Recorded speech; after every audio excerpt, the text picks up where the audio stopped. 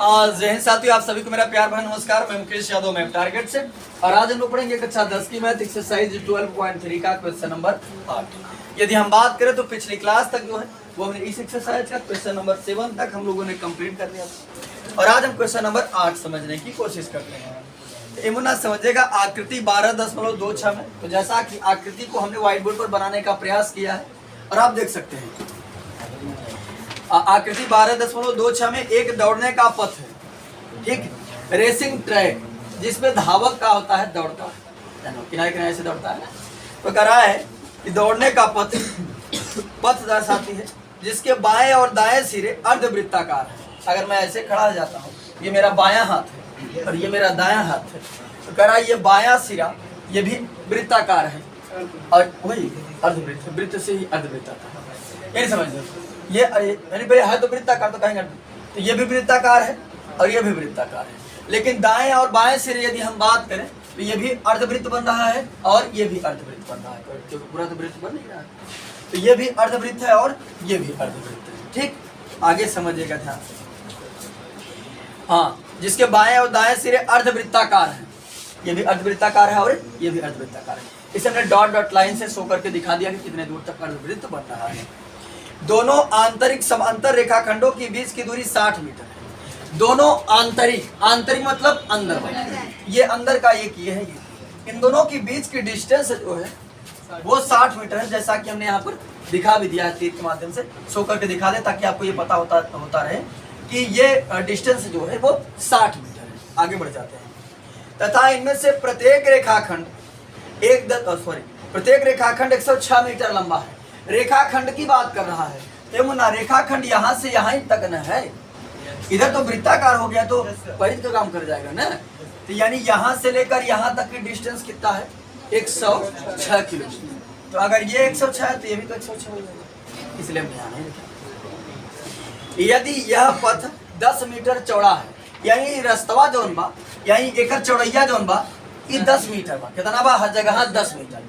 इसीलिए हमने यहाँ दिखा दिया कि इसकी जो चौड़ाई है वो कितना है, 10 मीटर। आकृति के माध्यम से मैंने पूरा समझाने की कोशिश किया है, ठीक। पथ के आंतरिक किनारों के अनुदिश एक पूरा चक्कर लगाने में चली गई दूरी। अब कोई धावक जो है वो पथ के अंदर अंदर दौड़ता है, जो कहाँ तक, ये अंदर ऐसे, ये अंदर आंतरिक दौड़ रहा है, तो एक चक्कर लगाएगा तो कितना दूरी तय करेगा। तो समझो ध्यान से, हम तो जानते हैं कि अगर यहाँ से यहाँ तक पहुँचा तो 106 और यहाँ से यहाँ पहुँचा तो 106, ये तो 212 और हे ई वाला इतना और ई वाला इतना निकाल के क्या करें, जोड़ देंगे। ये हमके पता बा नहीं, एक लिए हम का काम कर, ये ध्यान द, ई हवाई अर्धवृत्त के का लगत है और परिमाप। अब परिमाप निकाले के लिए हमें क्या आवश्यकता पड़ा था, त्रिज्या। चलो आगे पूरी बात कर ले कैसे त्रिज्या निकले। आगे दूसरा, पथ का क्षेत्रफल, हे जो कुल रस्तवा बा, ये रस्तवा के क्षेत्रफल कितना, ये जो रास्ता है इस रास्ता का, यानी समझिए दो प्रश्न हमसे पूछा जा रहा है। अगर हम बात करें ओरल अगर हम बात करें तो अपनी भाषा में प्रश्न को, तो प्रश्न कर रहा है कि एक दौड़ने का पथ है, रेसिंग ट्रैक है।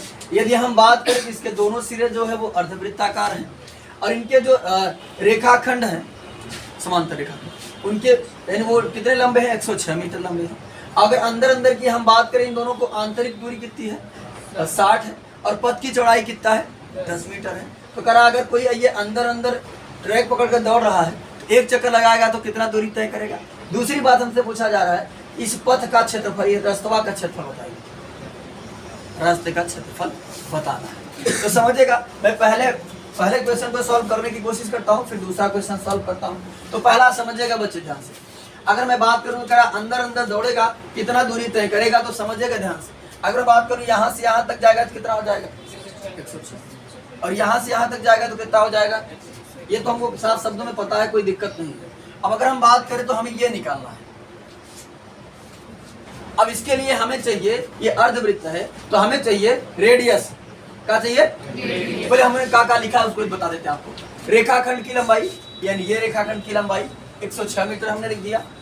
दोनों समांतर रेखाखंडों के बीच की दूरी, यानी इनके बीच की दूरी 60 मीटर हमने वो लिखा।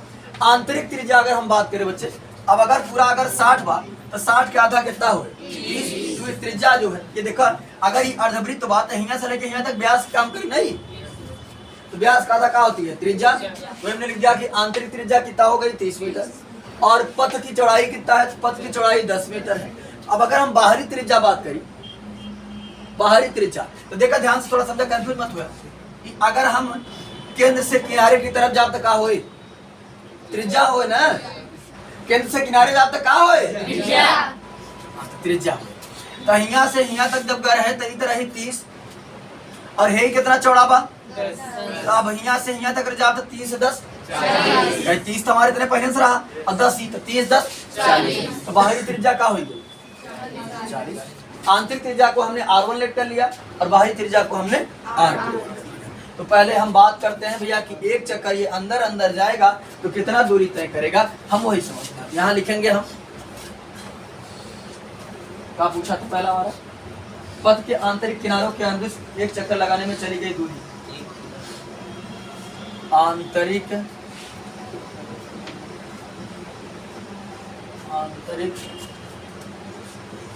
किनारों के अनुदिश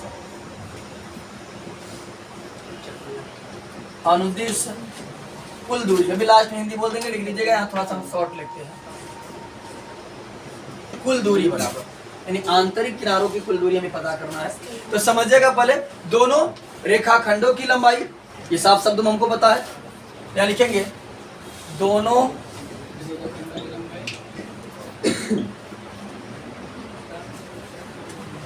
रेखाखंडों की लंबाई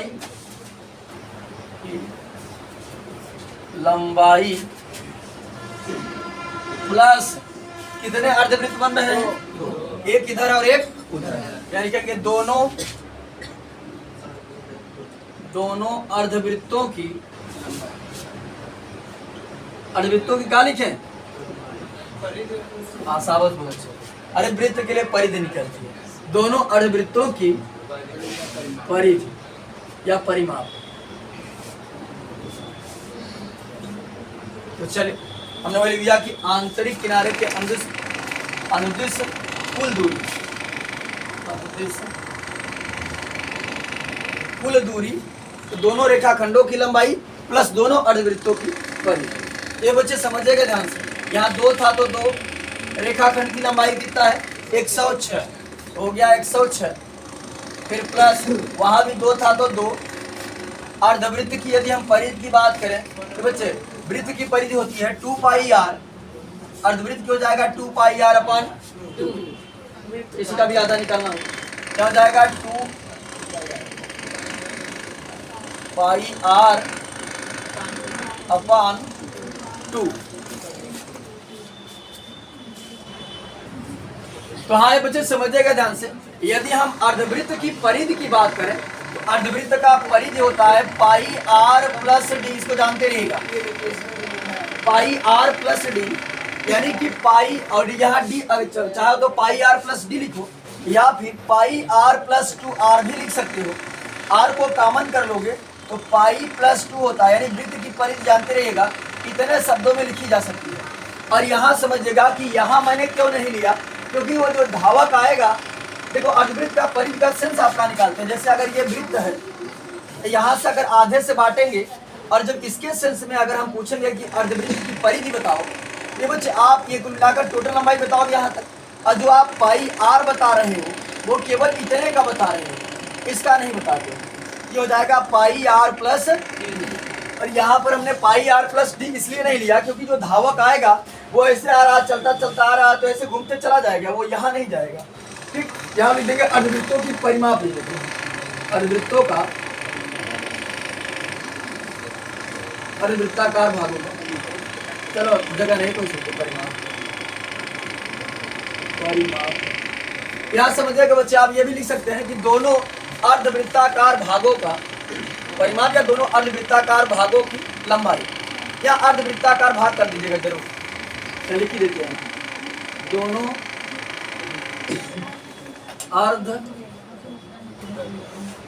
अर्धवृत्ताकार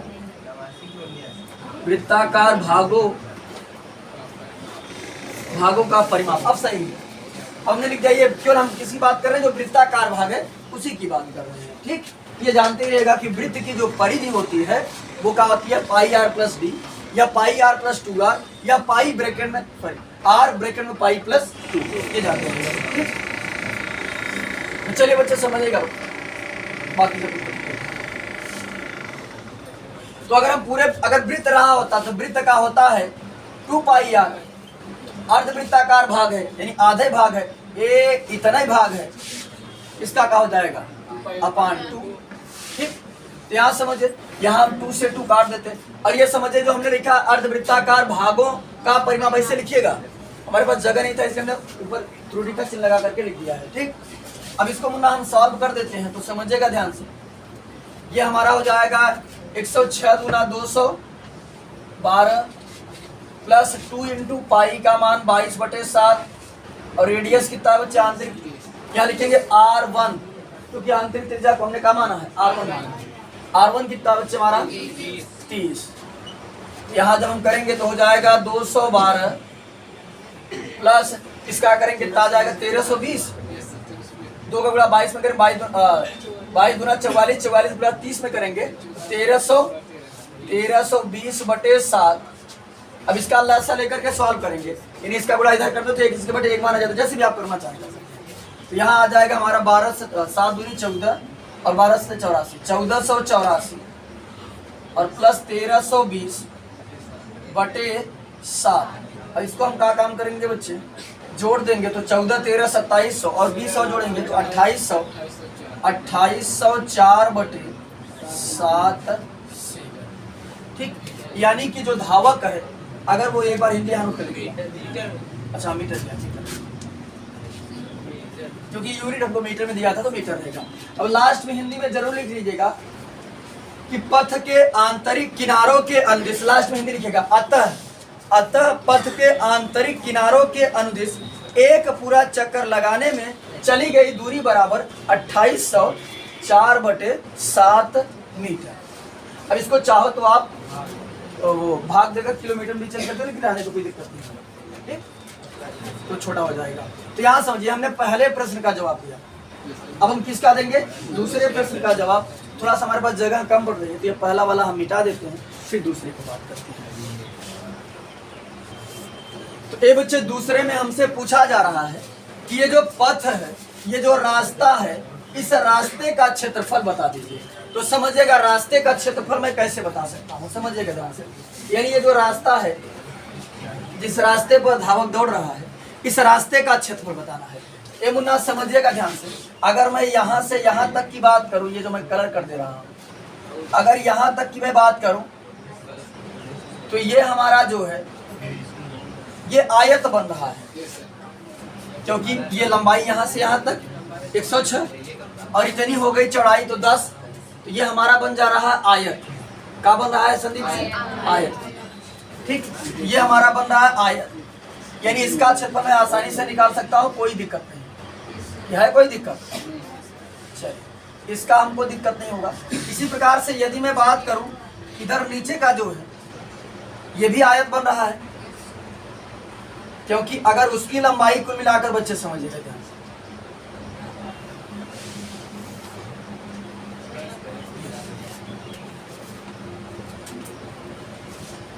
तो अगर इसकी लंबाई 106 है, इसकी भी लंबाई कितना होगी 106 होगी, और इसकी भी चौड़ाई कितना है 10 मैंने बताया।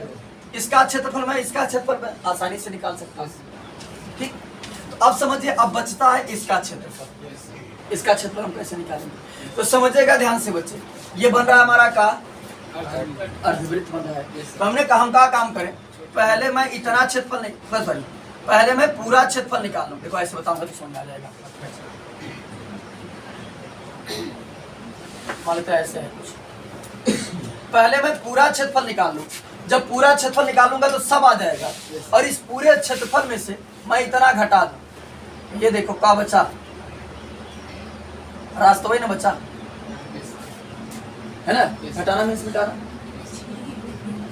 तो अगर मैं पूरे, देखो ये पूरा क्षेत्रफल में निकाला था पूरा, अब पूरे में से हमने इतना घटा दिया, इस भाग घट गया, अब बचा का रास्ता बचा। एक बात को तो आइडिया आ गया, इसको निकालने के लिए हम कहाँ काम करें? और ऐसा दुई की बात तो दुई पहले हम लिख ले पूरा क्षेत्रफल, ठीक, यानी अर्धवृत्ताकार भाग का क्षेत्रफल माइनस आंतरिक भाग का क्षेत्रफल, यानी आंतरिक भाग का क्षेत्रफल निकाल देंगे तो क्या बचेगा? रास्ता बचेगा। हमने आपको दिखा दिया है मिटा कर। क्लियर है बात सबको? यहाँ लिखेंगे और किसी बच्चे को दिक्कत तो नहीं है? चलिए यहाँ लिखेंगे हम पथ का क्षेत्रफल बराबर, ये बच्चे समझिएगा, ये कई चीज ऐसा एक ही तो दोनों आयताकार भागों का क्षेत्रफल, ठीक, क्या हो जाएगा? दोनों आयताकार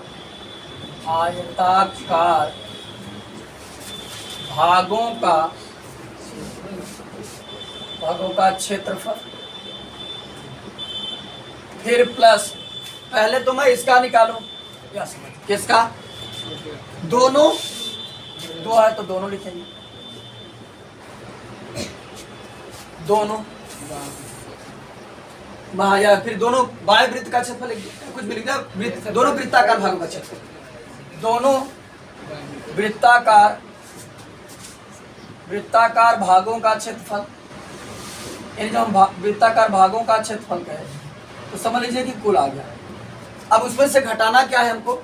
माइनस आंतरिक भागों का क्षेत्रफल, माइनस आंतरिक, दोनों आंतरिक भागों का क्षेत्रफल, दोनों आंतरिक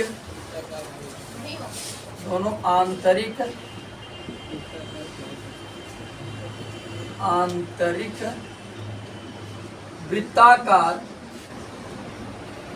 भागों का क्षेत्रफल। इस चीज को आपको ब्रैकेट में ही लिखना है, ठीक, मेरे पास जगह नहीं था इसलिए मैं तो याद समझिएगा बच्चे। अब दो है तो दो से कर दिया हमने। आयत है, आयत का क्षेत्रफल होता है लंबाई गुणित चौड़ाई, क्या जाएगा? L इंटू बी, लंबाई गुणित चौड़ाई, तो लंबाई कितना है? 106। अच्छा एक बार फार्मूले लिख देते हैं, फिर प्लस, ये बच्चे दोनों वृत्ताकार भागों का क्षेत्रफल, तो जाएगा, अगर हम बात करें तो जाएगा, दो है तो दो किया हमने तो गया 2, अब वृत्त का क्षेत्रफल होता है पाई आर स्क्वायर, सॉरी दोनों अर्धवृत्ताकार, अर्ध तो हमने लिखा ही नहीं, दोनों अर्धवृत्ताकार भागों का क्षेत्रफल, और यहाँ भी रहेगा दोनों अर्ध। ए बच्चे, अब वृत्त का क्षेत्रफल होता है पाई आर स्क्वायर, अर्धवृत्त का क्या हो जाएगा? पाई आर स्क्वायर अपॉन 2। क्या समझे? पहले बात तो देखो, दो था तो हमने दो लिखा, अब वृत्त का क्षेत्रफल होता है पाई आर स्क्वायर, अर्धवृत्त है तो हो जाएगा पाई आर स्क्वायर अपॉन 2। और यहाँ पर त्रिज्या हमने क्या किया? बड़े वाले के लिए क्या कंसीडर किया है? 40, और इसको माना हमने क्या? R2, क्या लिख दीजिए? R2 का स्क्वायर, पाई R2 का स्क्वायर अपॉन 2, फिर प्लस, सॉरी प्लस माइनस है तो माइनस, दो है तो दो, क्या समझिए? वृत्त तो कुछ भी हो, आंतरिक हो या बाहरी हो, क्षेत्रफल तो वही होता है, तो जाएगा पाई। अब यहाँ समझिए, आंतरिक त्रिज्या को हमने कहा माना है R1, पाई R1 का स्क्वायर, अर्धवृत्त है तो अपान, यहाँ 2 से 2 कट जाएगा, यहाँ 2 से 2 कट जाएगा। बच्चे हमको यहाँ समझिएगा, वैल्यू रखते हैं तो 2 इंटू लंबाई कितना है? 106, चौड़ाई कितना है? 10, प्लस यहाँ से पाई कामन कर लें अगर हम, जब पाई कामन करेंगे तो ब्रैकेट में बचेगा हमारा R2, तो R2 का मान कितना है? 40, 40 का स्क्वायर माइनस R1 कितना है? 30, तो 30 का स्क्वायर। अब अगर चाहो तो आप इसका स्क्वायर करके फिर वो करो, अच्छा जैसे करना चाहे वैसे कर दो, कोई दिक्कत नहीं। क्या हो जाएगा बच्चे कुल मिला करके?